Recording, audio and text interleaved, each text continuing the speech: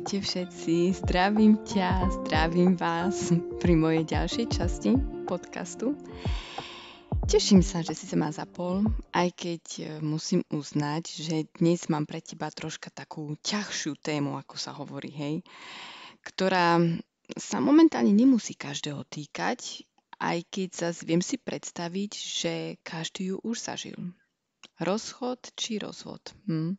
Ale teraz najprv niečo ku mne. Volám sa Anna Anička, pochádzam z Oravy a už takých 24 rokov žijem na juhu Nemecka, kde sa mi darí popri mojej pracovnej činnosti sprevádzať ľudí a pomáhať ich dostať sa do svojej veľkosti, spokojnosti, čo ma doslova baví a naplňa.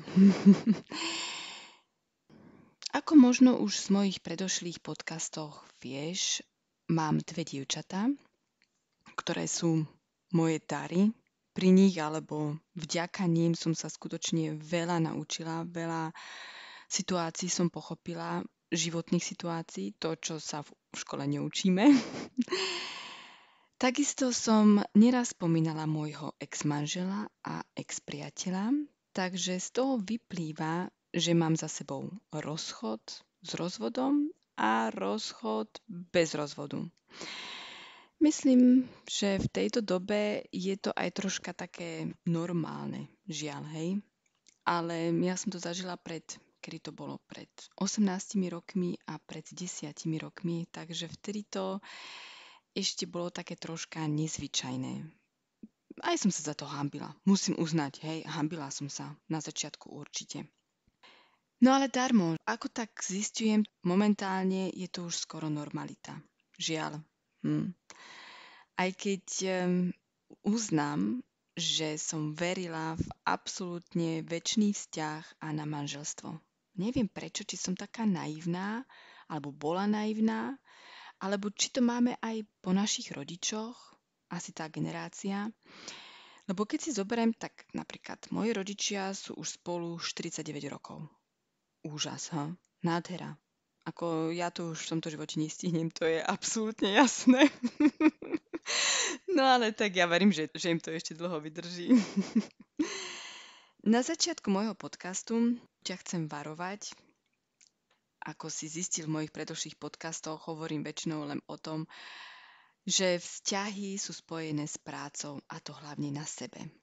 Takže to tu asi nebude inakšie.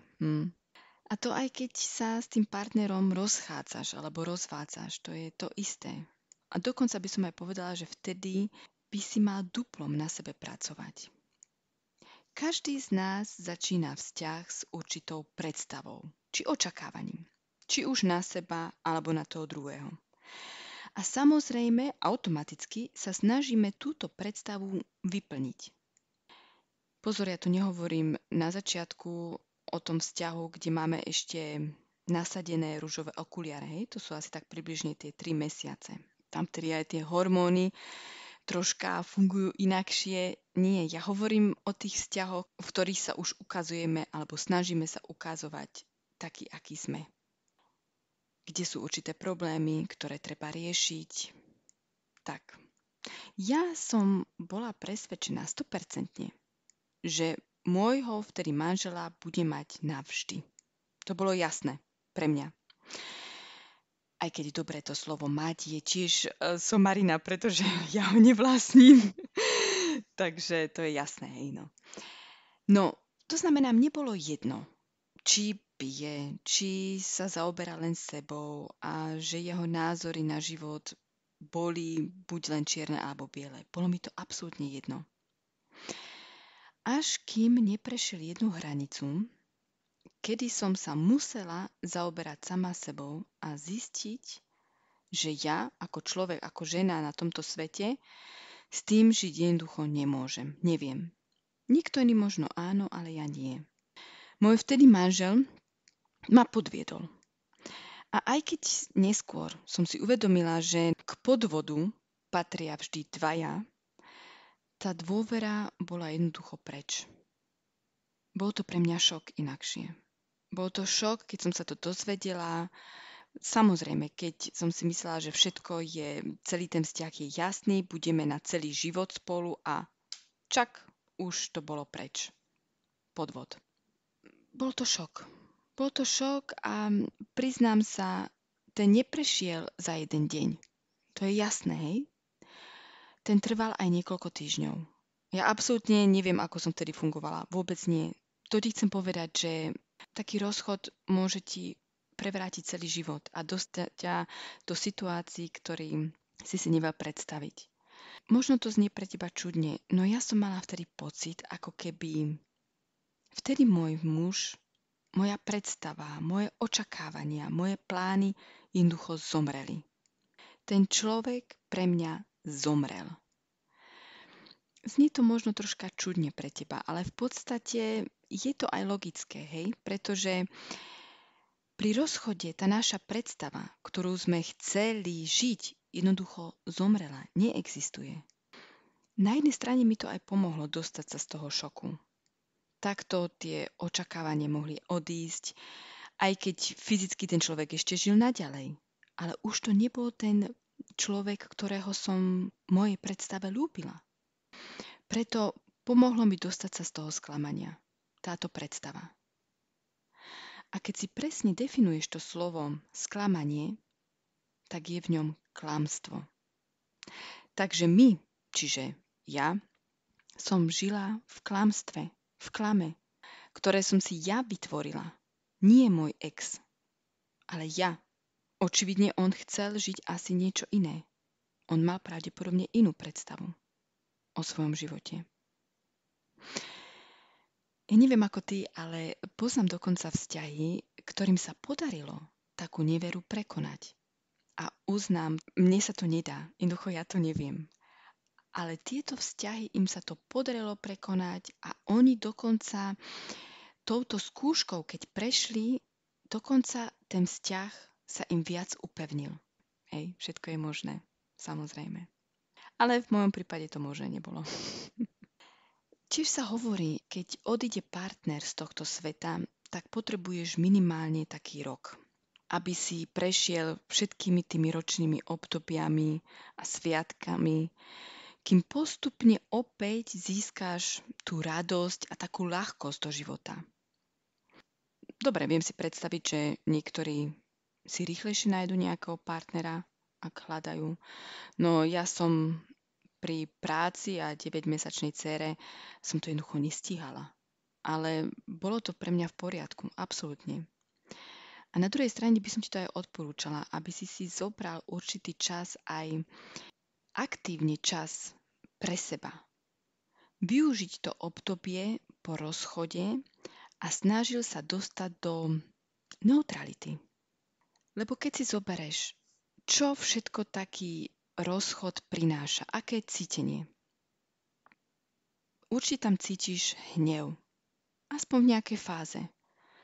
Potom možno príde nenávisť, alebo strach, odpor, potom to sklamanie, čo som spomínala, zúfalosť, menejcennosť, hej? Myslíš si, že si nič, smútok, joj, koľkokrát si človek popláče, teda dúfam, že si popláčeš, keď to cítiš, aby to vyšlo vonku.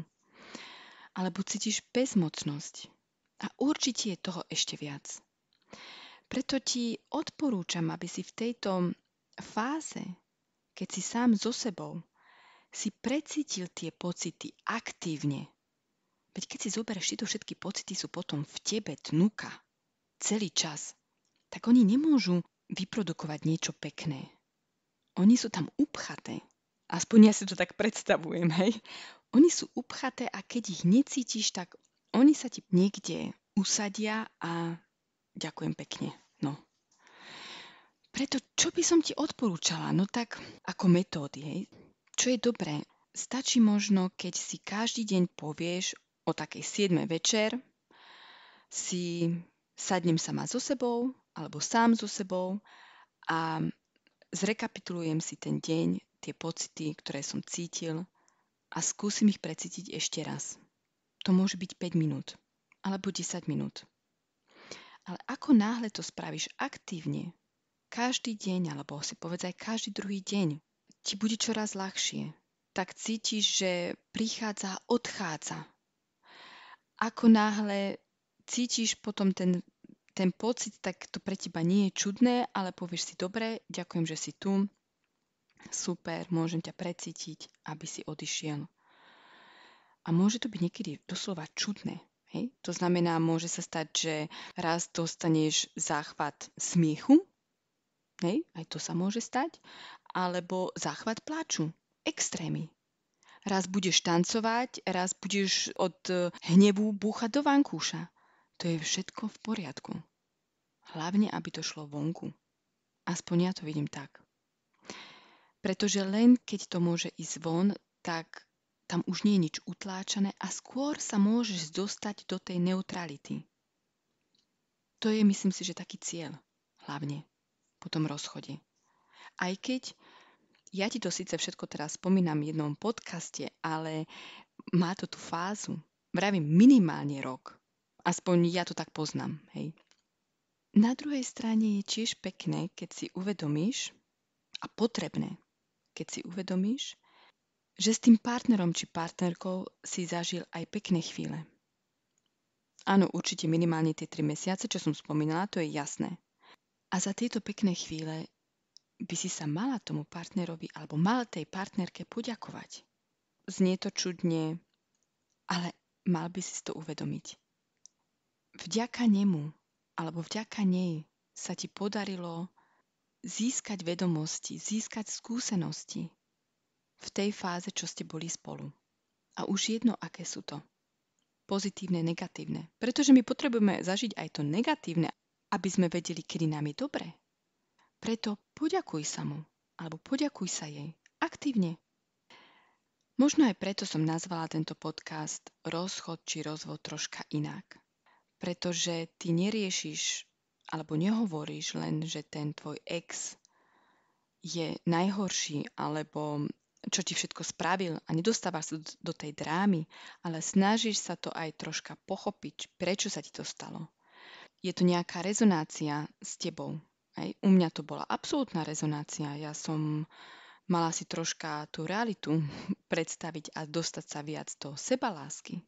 To bolo absolútne jasné. A bez tejto skúsenosti by som veľmi dlho potrebovala, aby som sa k tej sebeláske dostala. To znamená, tento partner či partnerka ti prišli do života v prvom rade, aby si ty niečo uvedomil, naučil sa a získal skúsenosť. Niekedy je dobré, keď si to povieme a uvedomíme. Niekedy to nechceme počuť, to je jasné. Ale darmo je to tak. Na druhej strane ešte z inej stránky, ktorá je takisto veľmi dôležitá, ak pri tomto vzťahu vznikli deti, tak by bolo tiež pekné, keby si zmenil ten princíp správania sa. Je tam ten rozchod, potom je tam ten rozvod. Naše deti v podstate musia toto rozhodnutie tých rodičov zdieľať. Musia to nejako sa tiež z toho šoku dostať. Im v tomto momente vôbec, ale vôbec nepomôže, ak ty mrzko rozprávaš o svojom ex pred nimi. Prosím ťa, zabudni. Nie je to pekné. Nie je to pekné pre tie deti, pretože zober si, že ich vzťah k maminke alebo ich vzťah k ockovi, to je ich vzťah. A oni si ich budujú tak, ako im to vyhovuje.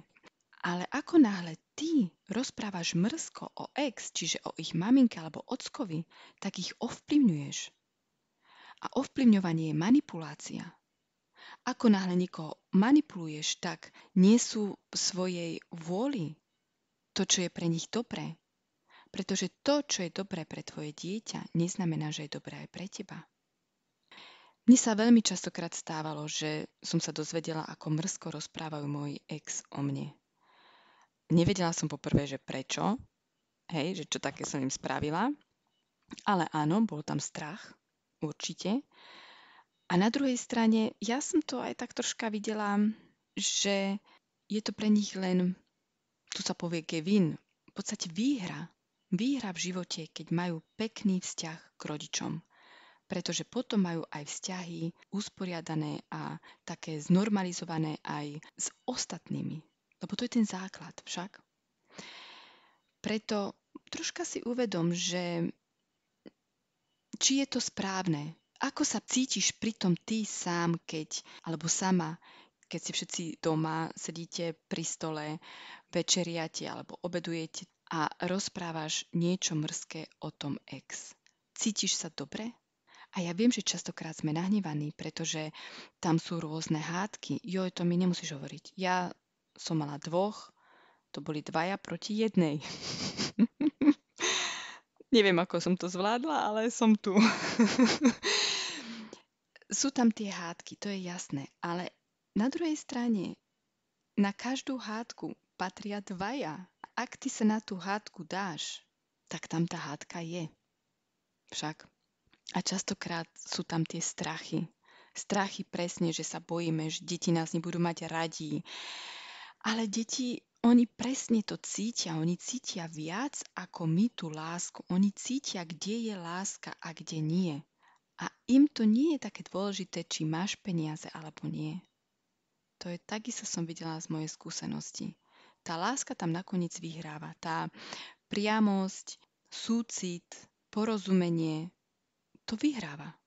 To vyhráva nad lepšími hračkami, nad peniazmi, nad takým perfektným oblečením. Poviem ti pravdu, to deti nepotrebujú. To viem. Nehovorím, že je to ľahké. Pretože skutočne ten ex ti môže znepremňovať život z každej stránky. Finančnej, psychickej, sociálnej, áno. Ale na úkor čoho? A možno, že keď si to tak uvedomíš, že zistíš, že ti to nestojí za to. Tak ak sa hádate niečo po tej materiálnej stránke, tak mu to daj. A potom možno aj bude cítiť, že to ani nechce. Čiže tam aj tá provokácia. Hej, to je jasné. Môže tam byť tá provokácia, áno. Ja som si vždy priala, aby sa nám podarilo sadnúť si za jeden stôl všetci spolu a normálne stráviť ten čas bez nejakých čudných pripomienok alebo čo. Nepodarilo sa mi to a moje deti sú už veľké, takže oni si už žijú vlastný život, oni to už ani nechcú. Čo už, ale snaha bola. Tak. Ešte ti chcem povedať, že prečo je mrzké, keď rozprávaš zle o svojom ex. Je tam určitý princíp. Lebo zober si, že tvoje dieťa dostalo 50% od teba a 50% od tej druhej časti. Takže ako náhle ty mrzko rozprávaš o tej druhej časti, čiže maminka alebo ocko, hej, tak mrzko rozprávaš aj o svojom dieťati. To je takisto ten istý princíp, keby som povedala mojej dcere, že je sprostá. Tak poviem o sebe, že som sprostá, lebo ona nosí 50% odo mňa. To je to isté. Možno si to niekedy neuvedomujeme, aké to je všetko spojené, prepojené. Preto to aj tu spomínam. Aké možnosti vlastne máš, keď si zažil ten rozchod? Je tam niekoľko metód. A prosím ťa, uvedom si, že môže sa stať každá metóda ti môže vyhovovať v určitom čase a potom už nie, potom príde možno niečo iné. Čo mne veľmi pomohlo, hlavne v tom vianočnom období, keď som bola sama, pretože moje deti boli u ex, tak ja som tie Vianoce strávila sama 24. A ja som to oslavovala. Bol všade kľud, mala čas len pre seba. Vtedy som robila všetko. Vtedy som plakala, vrieskala, smiala sa, hocičo. A som si zrekapitulovala ten život a plus som si tiež uvedomila, čo chcem. To mi pomohlo. Pomohlo mi tiež osobne. Písanie listov. Som tam všetko napísala, alebo niekto si píše aj denníky, všetko som tam napísala, čo mi nevyhovuje, čo mi vyhovuje, za čo mi je ľúto, za čo mi nie je ľúto, všetko. A potom ten list môžeš spáliť. Ale hlavná vec, že je to vonku však. Tiež niekomu stačí, keď zapalí sviečku a v sviečke povie všetky tie nevyslovené situácie, tie pocity, ktoré tomu ex chcel povedať a potom tú sviečku zhasne. Aj to je tiež metóda. Potom máme tiež ešte ďalšie metódy, ako napríklad rodinná konštelácia.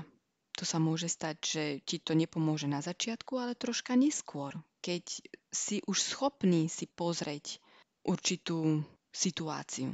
Hej? Nie vždy máme tú odvahu sa pozrieť do očí tej situácie, čo je tiež v poriadku. Potom bývajú takisto rôzne metódy ako readingy, theta reading, theta healing býva dokonca, kedy sa spojí človek s tvojim podvedomím, s tvojim vnútorným ja a si pozrie, aké sú tam ešte spojitosti, prípadne s tým ex, alebo či sú tam prevzané ešte nejaké predsavzatia z minulosti. To je tiež možné.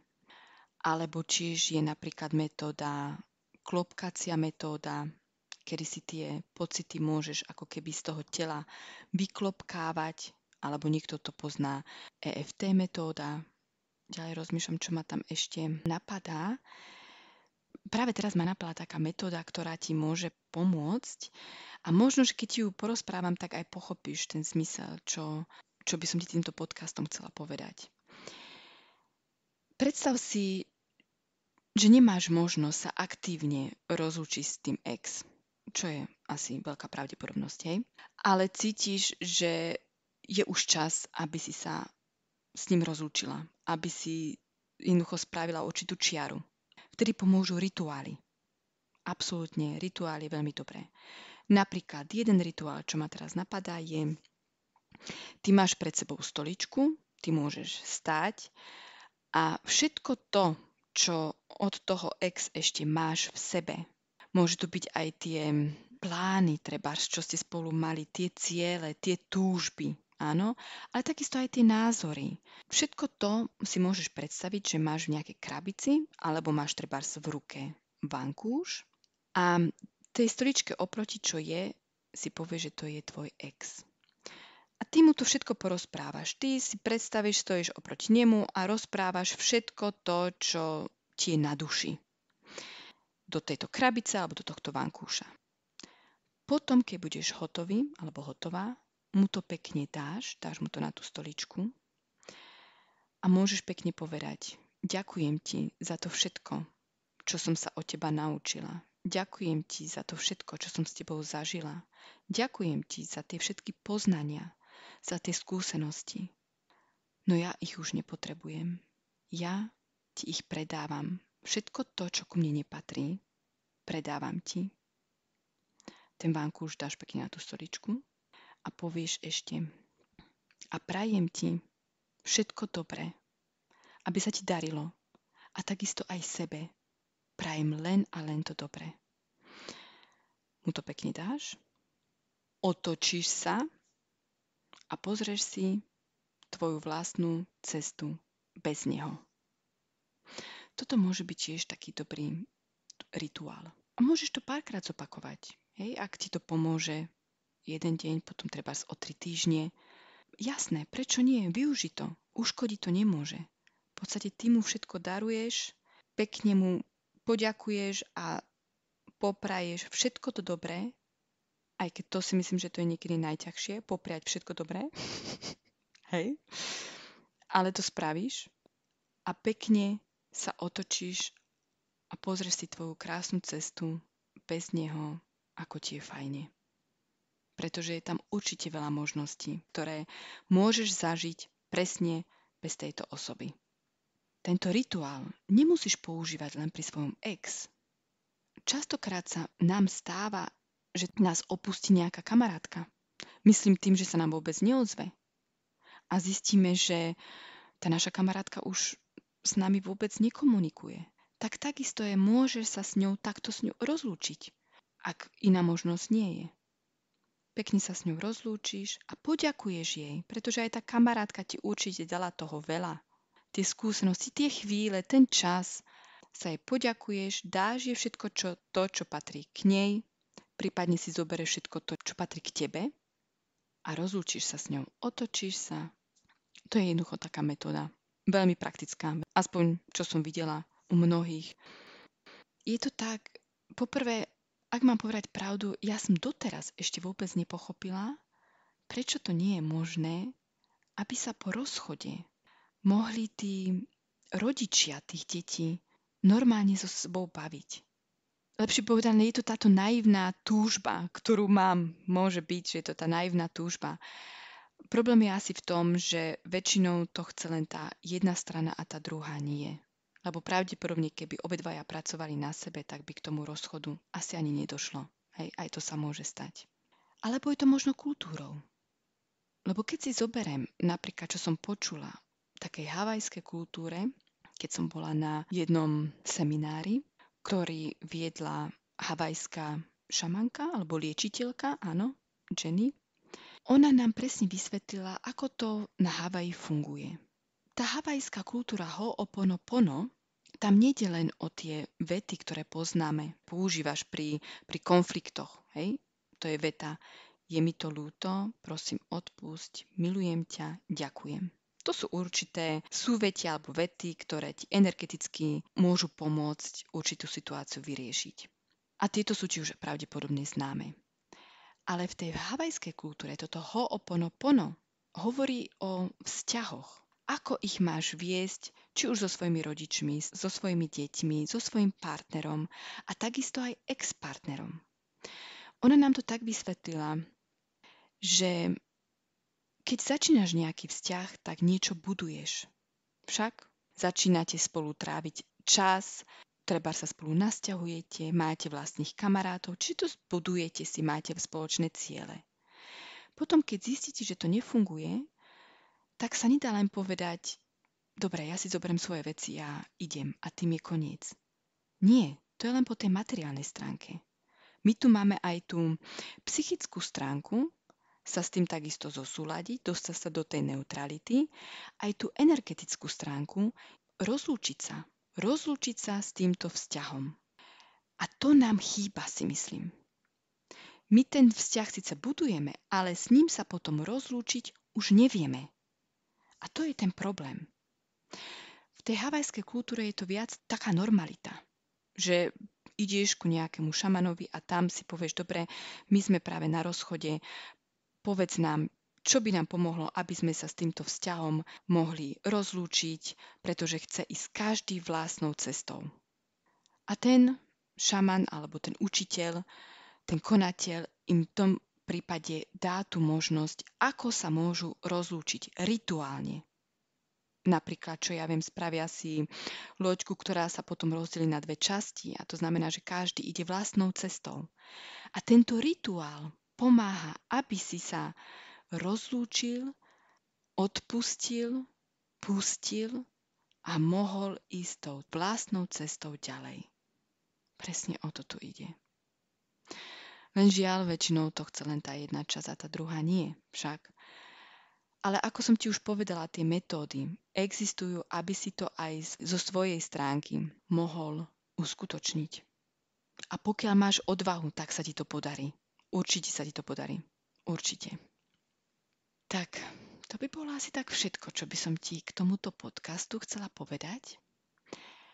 Ak máš nejakú metódu, ktorú som ešte nepovedala, alebo som ju zabudla, aj to sa môže stať, tak mi kľudne napíš e-mail na adresu ahojtebodka všetci.sk@gmail.com. Kľudne budem rada.